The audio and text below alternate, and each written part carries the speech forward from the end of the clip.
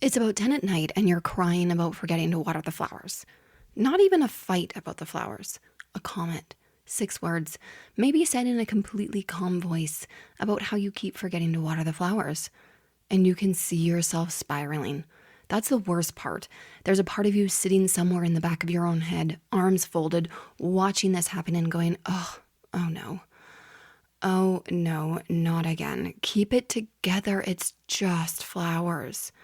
And your partner says the thing, not cruelly, genuinely baffled. I don't understand why this is such a big deal. Why do you take everything so personally? And it breaks your heart because you agree with them. You completely agree with them. You'd give anything for it to not be such a big deal. And you have no idea why your body is doing this over flowers. Flowers.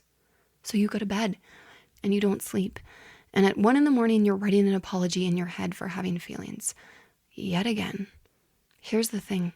You're not overreacting. You're having a full-sized reaction to something much bigger than flowers on a nervous system with a specific set of dials.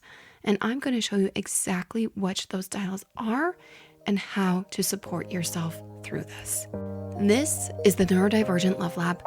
I'm Jenna Dalton, a psychologist who's ADHD. I help ADHD, autistic, and ADHD women feel truly understood and deeply loved. And this is episode 18, Why You Take Things So Personally, even when you know you should just let it go.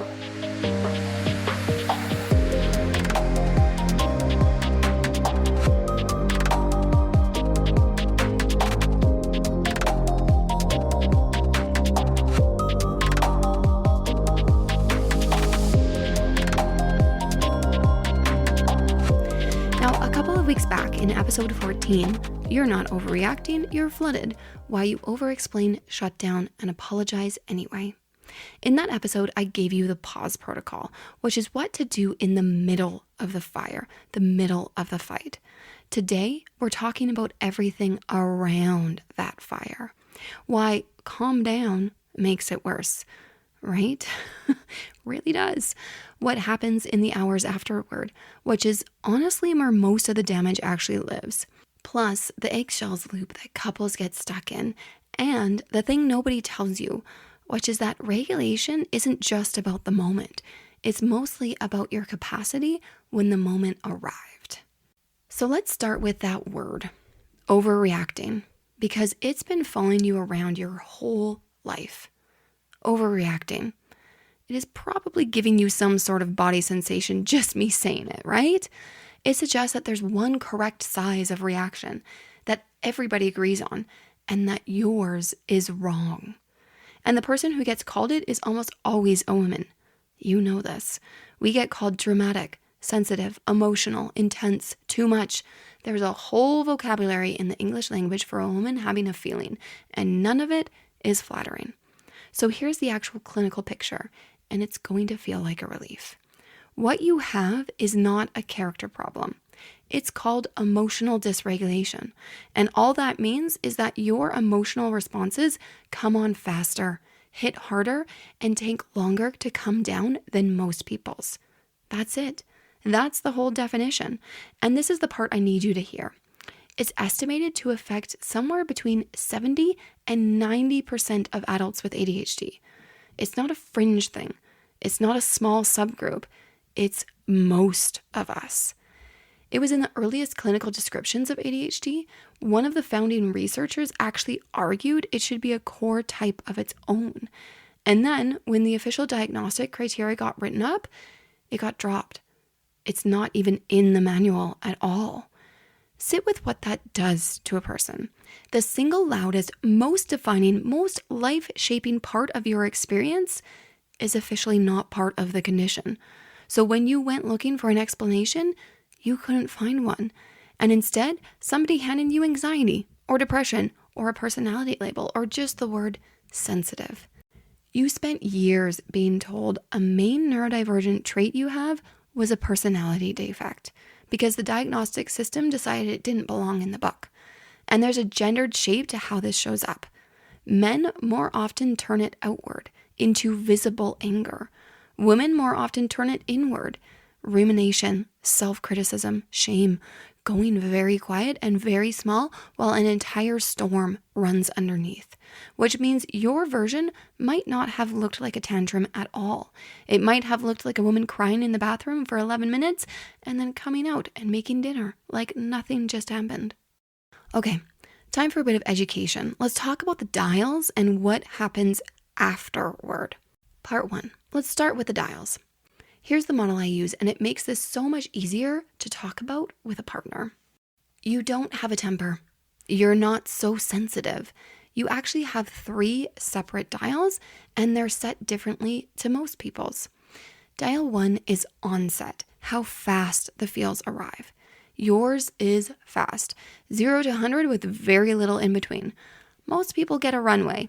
You launch straight up. Dial 2 is intensity, how big the feelings get. Yours go big. Not, I'm a bit annoyed. It's actually, you're so annoyed you can't feel your toes and your eyeballs are about to explode. Dial 3 is recovery, how long it takes to come back down.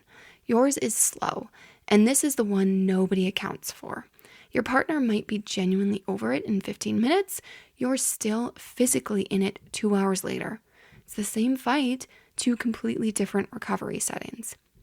And that third dial is where a specific brutal misunderstanding lives. We already sorted this out. Why are you still so upset? You're not still so upset because you're holding a grudge. You're still upset because your body hasn't finished recovering and your brain is still processing. The conversation is over, but your programming means it's basically impossible for you to just walk away from it and be totally fine in 20 minutes or less. Now, the second thing, and this is an important reframe. You're not having a big reaction to a small thing.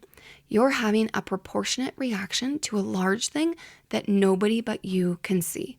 Because the comment about the flowers didn't land on a clean surface. It landed on top of a full day of masking, on top of a sensory load nobody else can see, on top of the 14th time this week that you tried to do something right and got it slightly wrong, on top of 30 years of being told you're doing it wrong, on top of a mental load you're carrying that has no name and no thank you attached to it. So the reaction is not out of proportion to the flowers.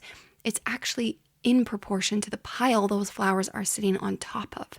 Everybody else can only see the last thing that got put on the pile. You are dealing with the entire pile itself. And this is what I want you to be able to say out loud because it's true and it's fair. It's not about the flowers.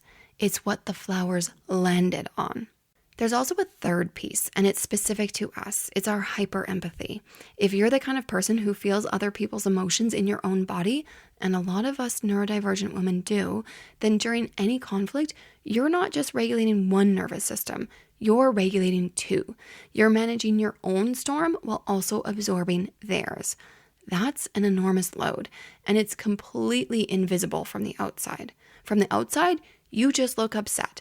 From the inside, you're doing double the work. Okay, part 2, the afterward and the loop it builds. Here's the part of this that I don't think gets nearly enough airtime. And honestly, I think this is where most of the actual relationship damage happens. Not during, after. The wave passes, your body comes down, and now you're sitting in the wreckage, and here comes the second thing, which I call the shame hangover, especially if no repair attempt was made and you're just left alone with your own thoughts. You replay it, every word, the tone of your voice, their face, over and over at a level of detail that would be genuinely impressive if it weren't destroying you. Then comes the over-apologizing. And notice what you apologize for. Not, I'm sorry I said that harshly, which would be fair and healthy. You apologize for the existence of the feeling. I'm sorry I'm being crazy. I'm sorry. Just ignore me. I'm so sorry I'm like this. And then comes the part that costs you the most, which is preemptive shrinking. You decide quietly, without announcing it, to be smaller for the next few days. Easier, lower maintenance. You don't raise the next thing that bothers you because you've decided you've used up your allowance. That right there is where the mask goes back on at home, which is the one place it was supposed to be able to come off. And now the loop. This is the one I want you to be able to spot because most couples are in it and almost none of them know it's happening. It goes like this. 1, you have a big reaction to something. 2, your partner learns that certain topics cost a lot, so they start not raising things. They're not being sneaky, they think they're being kind. 3, but you catch it. Of course you catch it. You're the one who reads a room before you finish walking into it, so you feel the carefulness, you feel the withholding, and you don't have a name for it. You just feel it. 4, an unnamed withholding to a rejection-sensitive nervous system feels exactly like something being wrong that nobody's telling you, which is a threat, so your baseline goes up. 5, which means the next thing lands on an even higher pile. And around you both go.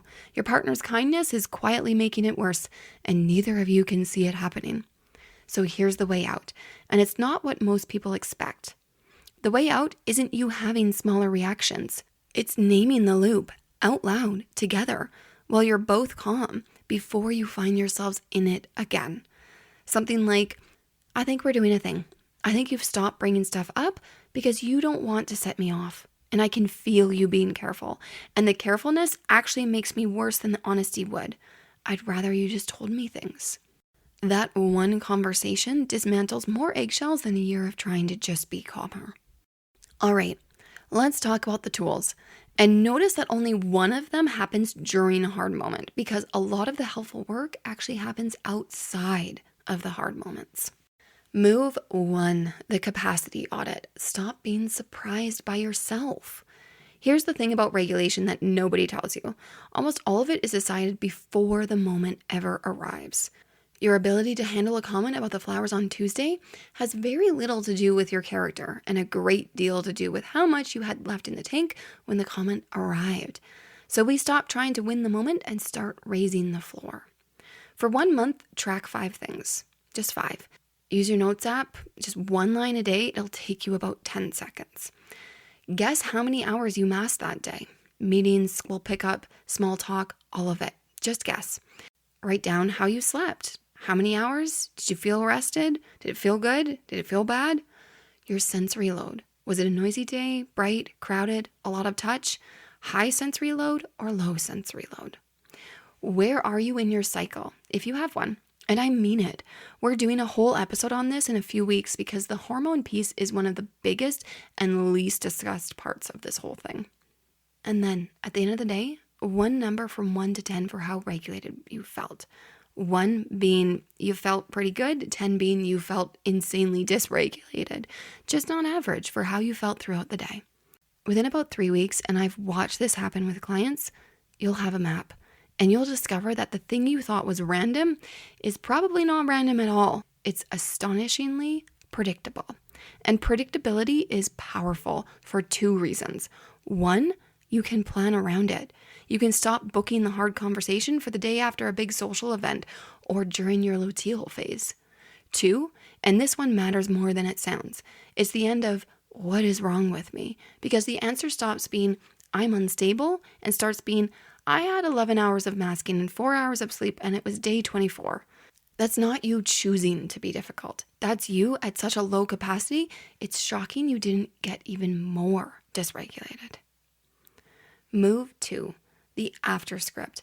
Apologize for impact, not for existing. This is the one that stops the shame hangover from doing its worst damage. Once you're back, you need words. And the words have to do a specific job, which is to separate 2 things that have been wielded together in your head your entire life. What you did and the fact that you had a feeling at all. So here's what it looks like. I'm sorry about how I said it. And I'm not going to apologize for being upset. And then, if you can add 1 line of explanation that isn't an excuse. It wasn't about the flowers. That landed on top of a really full day, and I didn't have much left. That's on me to manage, and I'm working on it. But I do want you to know it wasn't nothing. To me, it felt like a lot.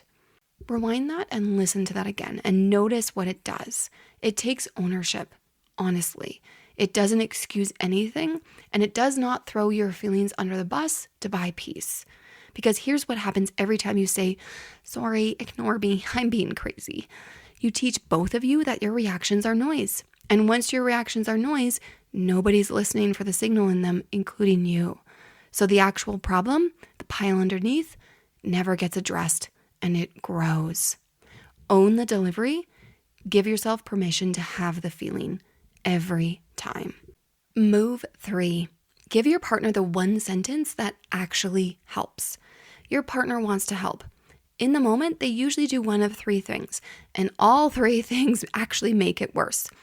They try to fix it, which tells your body it's a problem to be solved rather than a wave to be ridden. They try to argue you out of it with logic, or they say, calm down. Oh boy.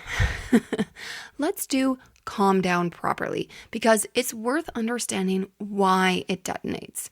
Calm down asks for a state your body physically cannot produce on command. Nobody can. But worse than that, it has a second problem on top of the first one. Now you're upset, and you're also being told you're wrong for being upset. So there's the original feeling plus shame, plus the urgent need to defend the legitimacy of the feeling. You've just doubled the load. So here's what you give them instead. One sentence, agreed on in advance when you're both calm. When I'm like this, please don't try to fix it. Work on your own regulation and just don't leave. That's all. Sit near me, help me bring my energy down, and stay. I just need time and your simple presence without you trying to solve the problem to help me.